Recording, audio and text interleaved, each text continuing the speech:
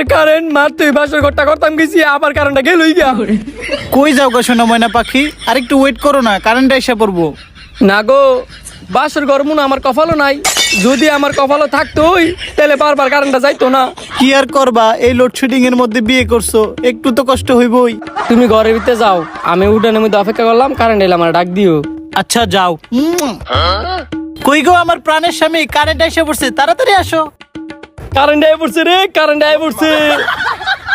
আমার মতো এত দুঃখী নয়তো কারো জীবনে। বাসর করতাম পারছি না কারেন্টের লাগিয়া, এই দুঃখ যে আমি কারে কই। ওই গোলামের ভূতেরা তোরার ঠাড়া মারে না কেরে, আমার জামাই কাঁদতেছে, বাসর ঘরটা করতে পারতেছি না। বউ তুমি কি হিজলে গেছো নাকি? এমন এমন করতেছো কি লিগিয়া? আসলে হয়েছে কি, আমি যখন একটু বেশি রেগে যাই তখন এরকম হয়ে যায়।